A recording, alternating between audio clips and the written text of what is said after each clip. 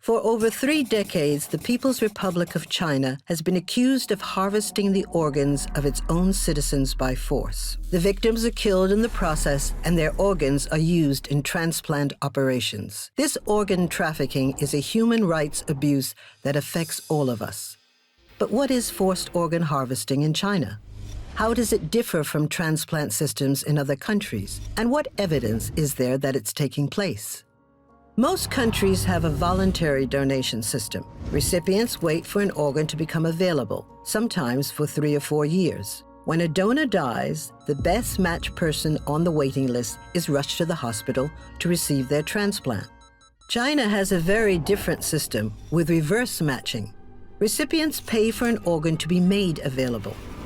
A prisoner who is the best match for the paying recipient is chosen from a large pool of detainees. The prisoner is then killed and their organs extracted for transplantation. Transplants for organs such as hearts, livers, and kidneys are scheduled in advance and performed in a matter of weeks. It is not possible for an ethical organ donation system to provide transplants on demand. For years, there has been controversy over whether prisoners of conscience are being killed for organs. An independent people's tribunal, chaired by Sir Geoffrey Nice QC, was formed to assess all available evidence. After 12 months, including 5 days of public hearings, the China tribunal concluded that forced organ harvesting has been committed for years throughout China on a significant scale. Falun Gong practitioners have been one and probably the main source of organ supply. And the vulnerability of the Uyghurs to being used as a bank of organs is also obvious.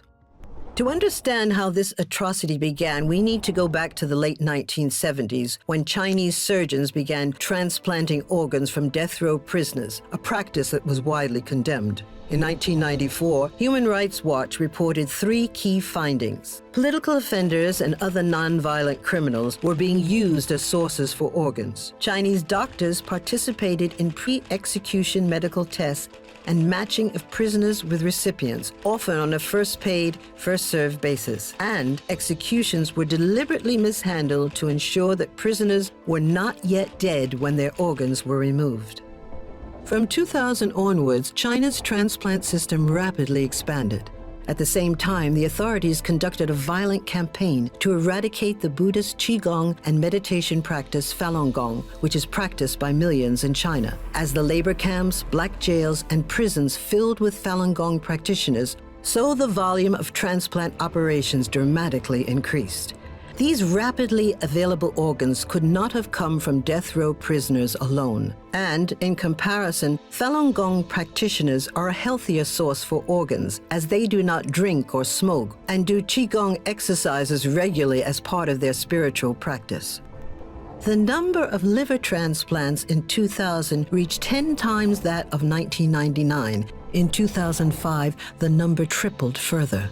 As the Chinese transplant system continued to grow, so did the pool of prisoners. In 2017, Muslim Uyghurs began to be incarcerated in vast numbers, with many reported missing. And although China recently began developing a voluntary donation system, there is still no transparency about the source of organs. From July 2018 to June 2019, members of the China Tribunal with expertise in international human rights law, organ transplantation, international relations, China studies, and business reviewed multiple lines of evidence, including testimonies from relatives of deceased victims, fellow internees, and from Uyghur and Falun Gong detainees who were forced into blood tests and organ scans, including chest X-rays and ultrasounds. Some were overtly threatened with forced organ harvesting. Undercover phone call and video investigations from as recently as 2019 revealed admissions by government officials and surgeons that organs are available on demand, and that Falun Gong organs are also available.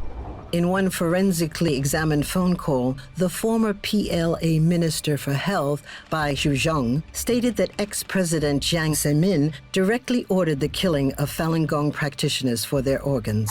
就是摘取在押法轮功人员器官做器官移植手术这件事情，是当时的总后部长王克布置的任务，还是军委直接下达的命令呢？当时是江主席啊，对有一个批示，有一个批示的话，就是说说开展这些事情，就是器官移植。The China Tribunal also reviewed investigations compiling Chinese records, including bed utilization rates, surgical teams, and hospital revenue that show 60 to 100,000 transplants have been performed each year, far more than officially claimed. In 2010, just one hospital carried out over 5,000 transplants. Other lines of evidence examined include official Communist Party documents of policy and practices, scientific studies in Chinese journals that detail suspicious data consistent with killing individuals for organs, and a statistical analysis of China's organ donation system, showing that organ donation figures have been falsified and do not represent the real numbers. Based on these lines of evidence and proof of other acts, the China Tribunal not only found that forced organ harvesting has and continues to happen in China, it also found that commission of crimes against humanity against the Falun Gong and Uyghurs has been proved beyond reasonable doubt. But whose responsibility is it to act, and what should be done?